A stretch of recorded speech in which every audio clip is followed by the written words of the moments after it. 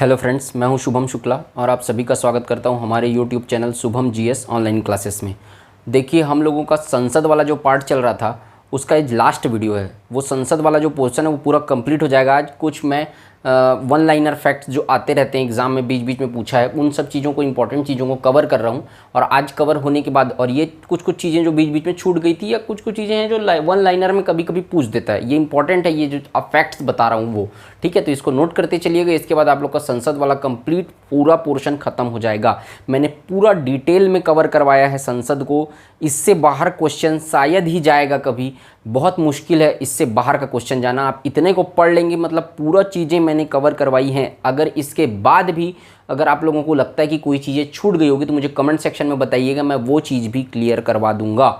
ठीक है, लेकिन इनफ, मोर देन इनफ है, जितना मैंने पढ़ाया है सफिशिएंट है इतना। ठीक है, तो अच्छे से पढ़िएगा और मैंने जो बताया है अच्छे से नोट करते चलिएगा उसको। ठीक है, तो आज ये लास्ट वीडियो, इसके बाद खत्म हो जाएगा ये संसद वाला टॉपिक है। फिर हम लोग इसके बाद सुप्रीम कोर्ट और हाई कोर्ट वाला जो न्यायालय वाला हिस्सा है वो स्टार्ट करेंगे।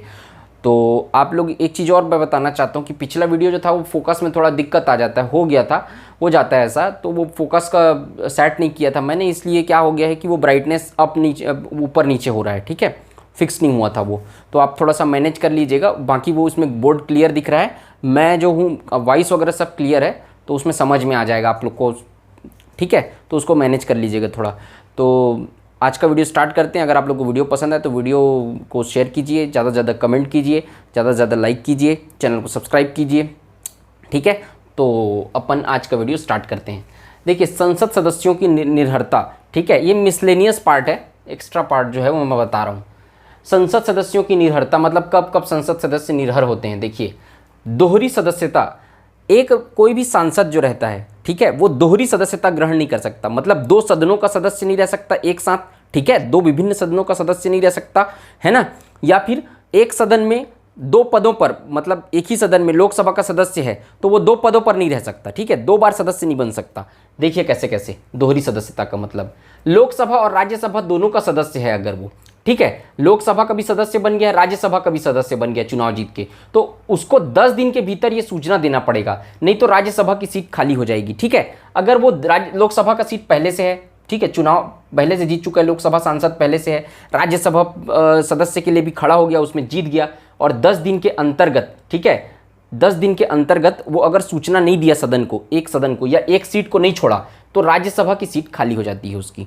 यानी एक ही सदन का सदस्य रह सकता है। 10 दिन के भीतर अगर सूचना नहीं दिया सदस्यता ग्रहण करने के, मतलब सदस्य निर्वाचित होने के, चुन लिया गया तो उसके, तो फिर राज्यसभा की सीट खाली हो जाती है, लोकसभा सदस्य बने रहेगा वो।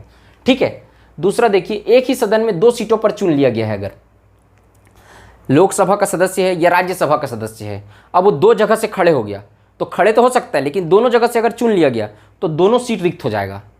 ठीक है ना, दोनों सदस्य दोनों जगह से अगर चुन लिया गया, 2 सीट पे, एक ही सदन पे 2 सीट पे अगर चुन लिया गया, 2 जगह से चुन लिया गया, तो फिर वो क्या होगा, दोनों सीट उसका खत्म हो जाएगा, वो निर्भर घोषित हो जाएगा पूरा, वो इलीगली माना जाता है, उसको इलीगल हो गया वो। तो देखिए, इसमें क्या होता है कि किसी सदन का सदस्य दूसरे सदन का सदस्य चुना गया तो पहले सदन का पद रिक्त हो जाता है। जैसे कि लोकसभा का सदस्य है ऑलरेडी, ठीक है, तो अगर वो राज्यसभा का सदस्य चुन लिया गया तो लोकसभा की सदस्यता क्या हो जाएगी, रिक्त हो जाएगी। या वो राज्यसभा का सदस्य है और लोकसभा का सदस्य चुन लिया गया तो राज्यसभा की सदस्यता रिक्त हो जाएगी। जो नया पद है, जिस नए पद पे वो चुना गया है, वो पद बना रहेगा। तीसरा समझ में आया। पहला नंबर क्या था कि दोनों सदन की, लोकसभा और राज्यसभा, ठीक है, एक ही समय में 2 सदस्य दोनों का चुनाव लड़ा, लोकसभा का भी चुनाव लड़ा, राज्यसभा का भी चुनाव लड़ा, ठीक है, और दोनों जीत गया, 10 दिन के भीतर सूचना नहीं दिया, तो राज्यसभा की सीट खाली हो जाएगी और लोकसभा का सदस्य वो बने रहेगा। तीसरा नंबर क्या बोल रहा है कि एक सदन का सदस्य वो पहले से है और दूसरे सदन का सदस्य बन गया, तो पहले सदन की सदस्यता रिक्त हो जाएगी। ठीक, दोनों में अंतर समझ में आ गया आप लोगों को, तो ये समझिए। ठीक है, इसके बाद देखिए, संसद और विधानमंडल दोनों का सदस्य है, संसद का भी सदस्य चुन लिया गया और विधायक का चुनाव लड़ा, विधानसभा का भी सदस्य चुन लिया गया, और अगर 14 दिन के भीतर सूचना नहीं दिया कि मैं कौन सा सदस्य ग्रहण कर रहा हूँ, या तो संसद ग्रहण कर रहा हूँ या फिर विधायक का पद ग्रहण करना पड़ेगा, तो 14 दिन के अंतर्गत सूचना नहीं दिया इस बात की कि मैं कौन सा पद ग्रहण कर रहा हूँ, तो विधानसभा की सीट को खाली हो जाएगी। ठीक है, विधानसभा की सीट खाली हो जाएगी, अन्यथा संसद सदस्यता समाप्त हो जाएगी। 14 दिन के भीतर अगर कहीं सूचना नहीं दिया तो विधानसभा की सीट है ना, उसको विधानसभा की सीट खाली करनी पड़ेगी। ठीक है, और अगर विधानसभा की सीट खाली नहीं किया तो फिर संसद सदस्यता समाप्त कर दी जाएगी। ठीक, कोई भी सदन का अगर संसद और विधानमंडल दोनों का सदस्य चुन लिया गया तो उसको 14 दिन के भीतर सूचना देना पड़ेगा और विधानसभा की सीट उसको खाली करनी पड़ेगी। अगर विधानसभा की सीट खाली नहीं किया तो संसद की सदस्यता उसकी समाप्त हो जाएगी, सांसद नहीं रहेगा वो, फिर वो विधायक ही रहेगा। ठीक है, ये समझ में आया आप लोग को। अनुपस्थिति देखिए, तो इस तरीके से मतलब कि सदस्यता जो है वो संसद सदस्यता समाप्त हो सकती है। पूछता है कभी कभी, ये इंपॉर्टेंट फैक्ट है, याद रखिएगा। 60 दिन से अधिक अगर अनुपस्थित रहा, लगातार 60 दिन तक क्या है संसद के सदस्यता, मतलब कि सत्र चल रहा है और लगातार 60 दिन तक वो भाग नहीं लिया, ठीक है, तो पद उसका रिक्त हो जाएगा। ठीक है, उसका पद रिक्त हो जाएगा। इस 60 दिन के अंतर्गत 4 लगातार स्थगन हुआ है, 4 दिन तक लगातार स्थगन हुआ है, या सत्रावसान हुआ है लगातार 4 दिन तक, तो फिर उसको काउंट नहीं किया जाता। वो स्थगन को छोड़कर अगर लगातार 60 दिन तक, ठीक है, अगर कहीं अनुपस्थित रहा है तो उसका पद रिक्त हो जाएगा। शपथ, सांसद सदस्य क्या करते हैं, शपथ लेते हैं। ठीक है, प्रोटेम स्पीकर सदस्य शपथ दिलाता है वो लोग को। उसके बाद जुर्माना। ठीक है, देखिए कब कब जुर्माना लगेगा। शपथ से पहले अगर सदन में भाग लिया, शपथ से पहले अगर सदन में भाग लिया, शपथ नहीं ग्रहण किया, सदन की कार्यवाही में भाग ले रहा है, तो पर डे 500 रुपये जुर्माना लगेगा। दूसरा, अगर उसको पता है कि मैं अरहर नहीं हूँ किसी कारणों से, मेरा निर्वाचन को कैंसिल किया गया, या मैं अरहर नहीं हूँ किसी भी वजह से, दल बदल के तहत मुझे अरहर निर्हर घोषित किया गया, तो उसको पता है कि अगर अरहरता नहीं है और अगर वो सदन की सब उसमें कार्यवाही में भाग ले रहा है तो पर डे 500 रुपये जुर्माना देना पड़ेगा। और संसदीय विधि के तहत बैठने व मत देने का अधिकार नहीं होगा उसको।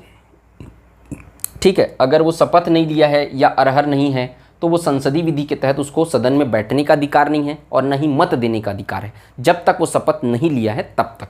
ठीक है, तो ये तीनों चीज़ याद रखिएगा। सदन में मतदान कैसे होता है? सदन में मतदान बहुमत से, कोई भी फैसला बहुमत से लिया जाता है। 50% + 1 सदन में बोलेगा। सबसे पहले तो लोकसभा अध्यक्ष, उसको विधेयक प्रस्तुत होता है, उसमें आईएएस यस या नो बोलने के लिए बोलेगा। ध्वनि मत बोलते हैं इसको, क्या बोलते हैं इसको? ध्वनि मत। ध्वनि मत में क्या होता है, सदन का सदस्य बोलेगा कि ये चीज़ें रखी गई हैं सदन में, इस विधेयक को पारित करना है, तो आईएएस यस को बोलते हैं, आईएएस बोलते हैं। ठीक है, सदन की कार्यवाही है, संसदीय भाषा में क्या बोलते हैं, यस को आईएएस कहते हैं। तो सदन, आप लोग देखे होगे कार्यवाही, जब देखे होगे लोकसभा टीवी, राज्यसभा टीवी में, तो सांसद बोलते हैं आईएएस, ऐसा करके बोलते हैं, तो उसका मतलब क्या, यस उसके पक्ष में है। नोज ऐसा बोलते हैं, इसका मतलब क्या है, विपक्ष में है। ठीक है, तो याद रखिएगा, यस और नो को संसदीय भाषा में आईएएस और नोज बोला जाता है। तो जो पक्ष में है वो आईएएस करके चिल्लाएंगे और जो विपक्ष में नोज करके चिल्लाएंगे। तो जो लोकसभा अध्यक्ष रहेगा या राज्यसभा सभापति रहेगा, उसको जो आवाज़ ज़्यादा सुनाई देगी उसके ऊपर है, पूरा उसके विवेक के ऊपर निर्भर करता है। आईएएस ऐसा ज़्यादा सुनाई दिया तो वो पारित कर देगा, नोज ज़्यादा सुनाई दिया तो वो स्थगित कर देगा, उसको खत्म कर देगा, मतलब पारित नहीं हुआ ऐसा माना जाएगा।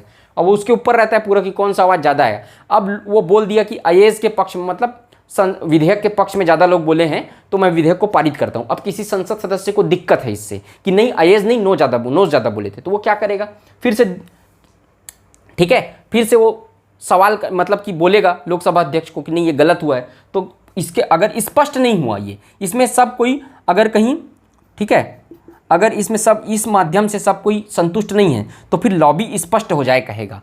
लोकसभा अध्यक्ष क्या कहेगा, अध्यक्ष या सभापति, लॉबी स्पष्ट हो जाए कहेगा। तो ऐसी लॉबी बनी रहती है ना पार्लियामेंट में, ऐसे लॉबी बनी रहती है। ऐसे ये पार्लियामेंट है, यहाँ लॉबी बनी रहती है, ऐसे खंड खंड बना रहता है, बीच में आने जाने का रास्ता रहता है।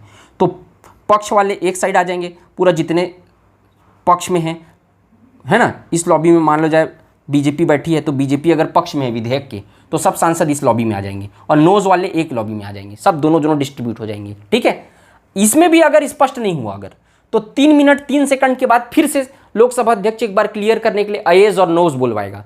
ठीक है, और अगर उसमें भी अगर कहीं स्पष्ट नहीं हुआ तो फिर वोट रिकॉर्डर से वो वोट दर्ज कराएगा। ठीक है, वोट रिकॉर्डर सबके हाथ में एक मशीन देगा, उसमें वोट रिकॉर्ड होगा, यस पक्ष में और विपक्ष में दोनों पे रिकॉर्ड होगा। जैसे केबीसी में आप लोग देखे होंगे कि वोटिंग पंचिंग मशीन रहता है, उसमें ऑप्शन डालते हैं वो लोग, उसी तरीके से यस और नो का ऑप्शन रहता है, वोट रिकॉर्डर से रिकॉर्ड करवा लेगा।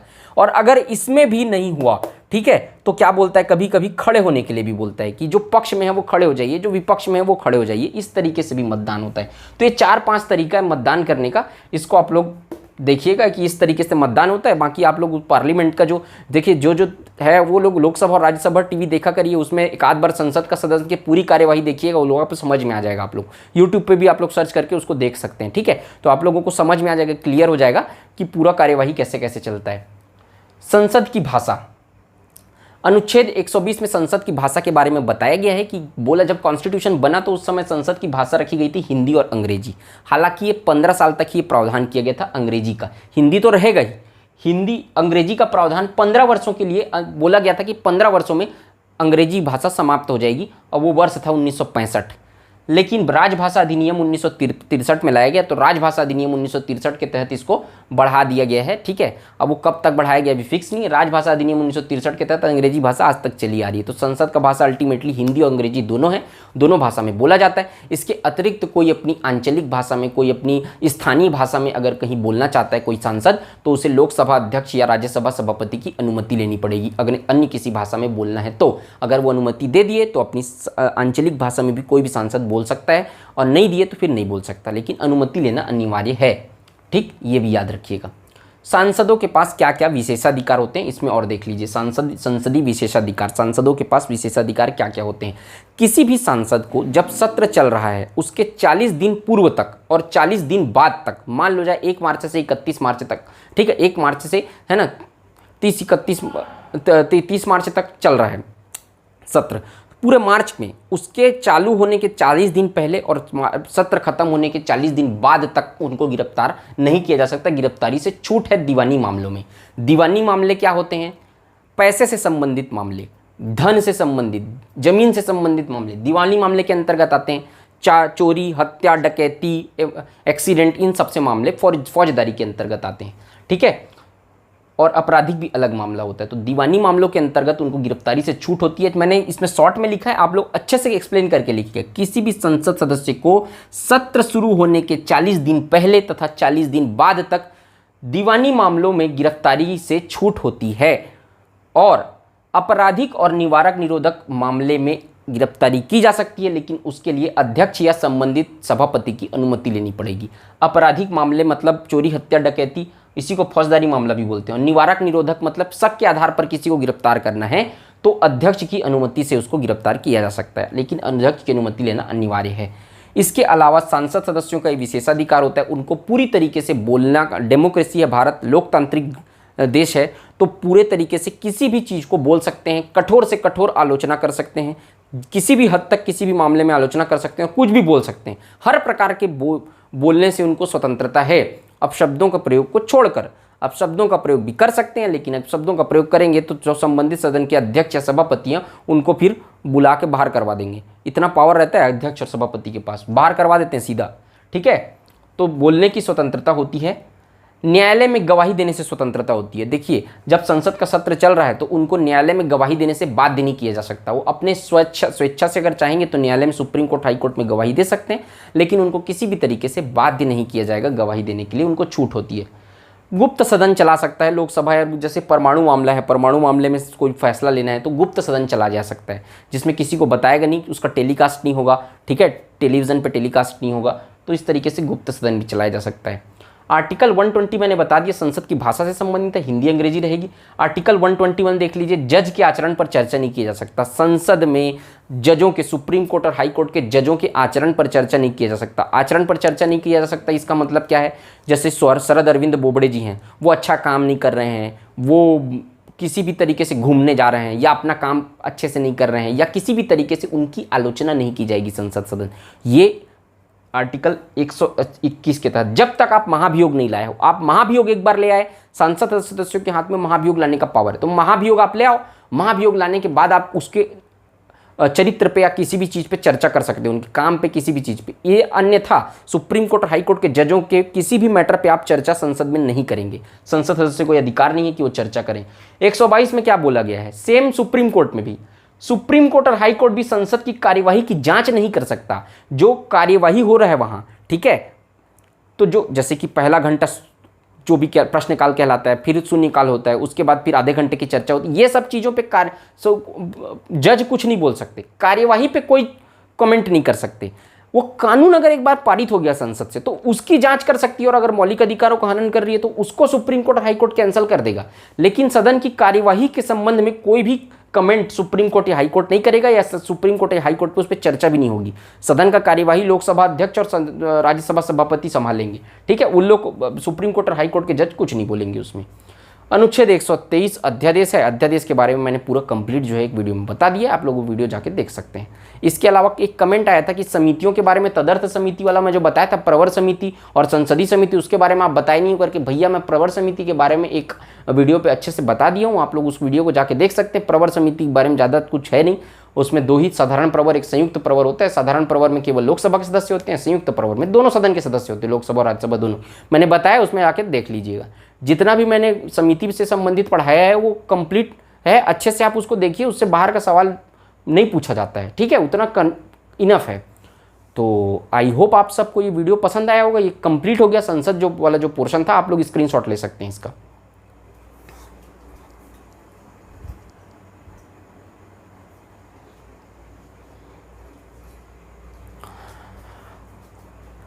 तो आई होप आप सबको ये वीडियो पसंद आया होगा। अगर वीडियो पसंद आया हो तो वीडियो को लाइक कीजिए, चैनल को सब्सक्राइब कीजिए, ज़्यादा से ज़्यादा शेयर कीजिए। आज के वीडियो में सिर्फ इतना ही, मिलते हैं नेक्स्ट वीडियो में। जय हिंद, वंदे मातरम।